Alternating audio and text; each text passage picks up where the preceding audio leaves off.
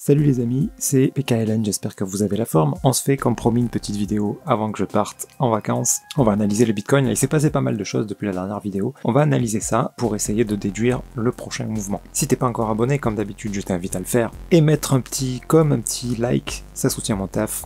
Et allez, suis-moi, c'est parti.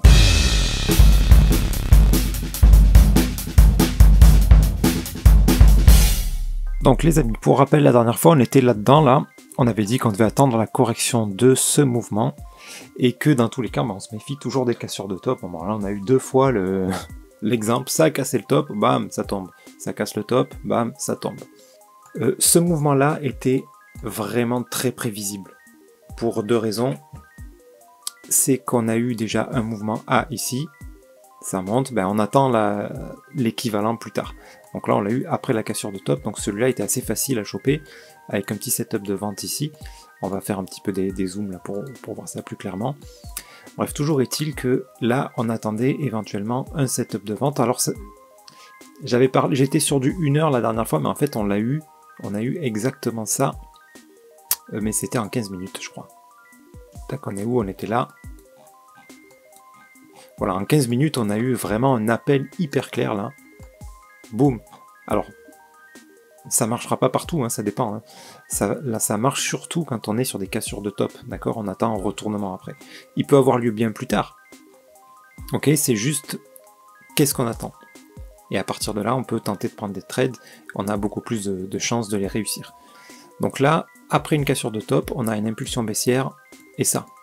Bon là, le sell, il était à tenter. Ça aurait pu être juste pour une petite chute, pour nous donner un plus grand régular et ensuite monter, hein, bien sûr. Mais toujours est-il que ça nous permet de rentrer dans un trade à un moment opportun et mettre un break-even et dans tous les cas ne pas perdre d'argent quoi qu'il se passe. Et avec un peu de chance, on en gagne et même parfois beaucoup. Donc là, c'est ce qu'on a eu. C'était sur un intervalle de temps 15 minutes. Donc voilà, on aurait pu s'attendre à un plus gros retournement, mais finalement non, on est toujours quand même dans cette tendance haussière là.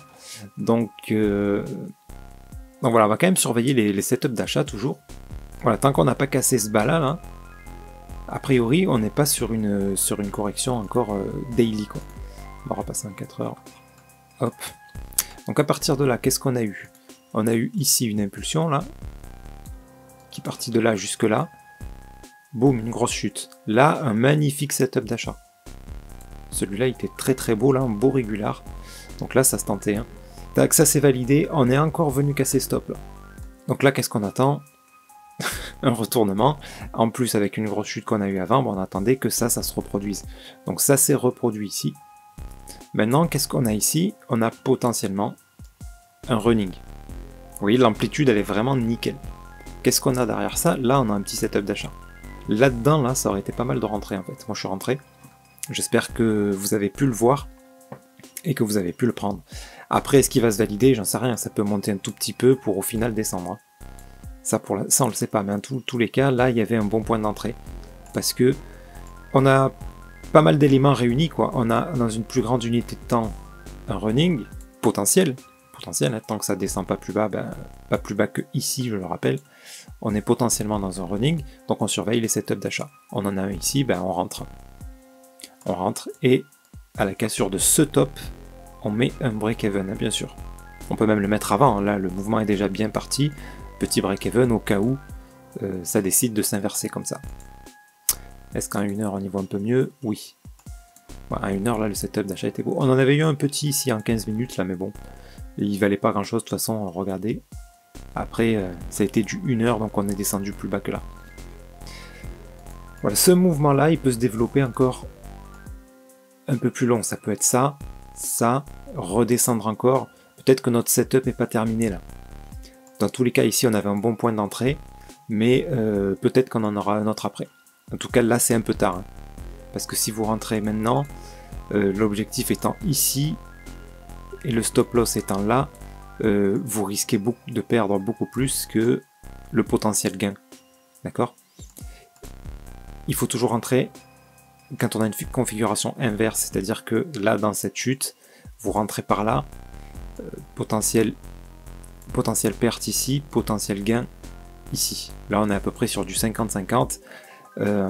dans une configuration où on est peut-être sur un running dans une plus grande unité de temps, c'est pas trop mal. C'est pas trop mal comme running ça, comme point d'entrée. Ok, donc voilà pour moi ce que j'attends. Donc ensuite, admettons ça se valide ça et puis boum, ça pump. Attention encore une fois parce que ici, si on obtient ça, l'appareil à la cassure de stop, vraiment on va guetter encore les setups de vente. Hein. Parce que sur une plus grande unité de temps, on peut entamer une correction bien plus grande. Toujours est-il que bon, si ça continue à monter, après ce qui compte c'est d'avoir pris les setups en bas. Ok, comme ça vous êtes serein quoi. En fait, vous montez juste vos stop loss. C'est-à-dire que quand on est là, ben, le stop loss vous le mettez là par exemple. Il faudra voir en fonction de comment c'est développé cette montée. Mais par exemple, on a ça, une correction, ça monte, bon, le stop loss, on le met ici. Toujours au pied de la dernière impulsion quoi. Ça recorrige, ça remonte, stop loss ici. Vous voyez, à chaque fois, notre trade, on assure une partie du trade. Bien sûr, une fois qu'on a cassé le top, rien ne nous empêche de sortir, mettons, 30-40% de la position pour accumuler des gains à chaque fois. Voilà, c'est vraiment comme ça qu'il faut procéder pour être profitable. Certes, les gains sont moins importants que de dire je mets un super gros levier, arrivé ici, je retire tout. Ça va marcher une fois, deux fois, puis après il suffit d'une surprise et on perd beaucoup, quoi. Et puis et au final, sur du long terme, soit on gagne très peu, soit on perd. Voilà, il vaut mieux gagner des petits bouts comme ça, mais avec une bonne méthode. C'est beaucoup plus sûr et sur le long terme, vraiment, on est gagnant. Et puis à la fin de l'année, ça fait quand même des belles sommes.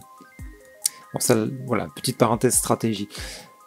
Dans tous les cas, on va se méfier ici en 4 heures. Voilà, il y a un moment donné, on va se retrouver avec une grosse correction comme ça là qui va durer un moment. Et si on regarde donc en 4 heures daily, ce mouvement de hausse pour l'instant, il s'essouffle. Hein. Là, on arrive difficilement à aller au-delà de ce niveau. Donc je ne serais pas surpris qu'on se retrouve avec une big correction dans les semaines qui arrivent. Là.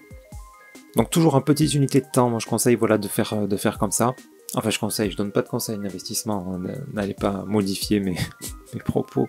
Disons que par rapport à mon expérience, je pense qu'il est plus judicieux de trader des petites unités de temps, de mettre vraiment des protections, des stop loss sur des petites impulsions, tout ça, plutôt que de viser la lune là, parce que on a déjà obtenu une énorme progression là, x2 là, entre là et là-haut. Donc un jour ou l'autre on va se retrouver avec une big correction comme ça, et pourquoi pas même, si ça se trouve on continue à monter comme ça pour venir encore une fois là, ça reste encore possible. Donc on n'a vraiment pas envie de rentrer à l'achat là, ici, et puis se retrouver coincé ici là, à perdre quasiment tout son argent quoi.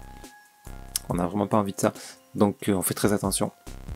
Surtout quand on voit un mouvement comme ça qui traîne.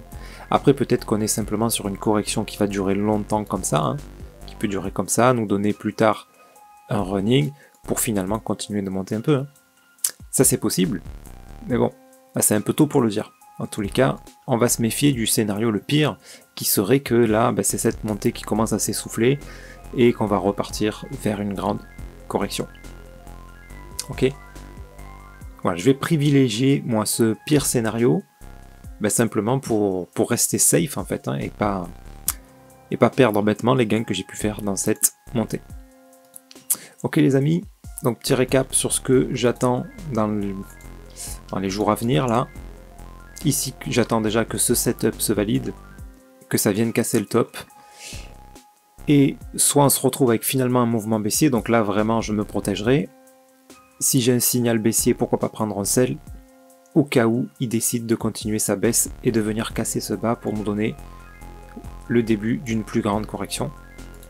D'accord, ça c'est vraiment le scénario que je surveille. Disons que je vais mettre des protections pour éviter de me retrouver dans cette grosse correction.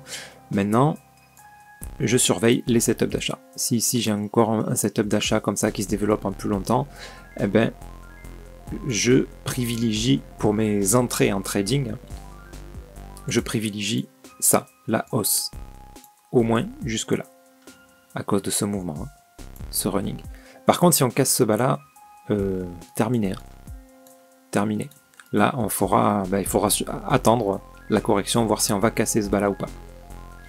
Ok les amis, écoutez, j'espère que cette vidéo vous sera utile et qu'elle sera utile aussi dans les 2 semaines à venir, parce que je vais être absent jusque fin juillet, et fin juillet je me retrouve en plein déménagement, donc voilà, ça va être sans doute début août que je vais pouvoir recommencer à prendre un rythme, on va dire, régulier sur la publication de mes vidéos.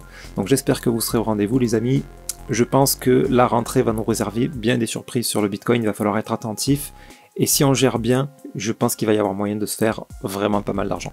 Donc sur ce les amis, je vous souhaite d'excellentes vacances, si vous en avez, et puis je vous dis à très bientôt, c'était PKLN, merci.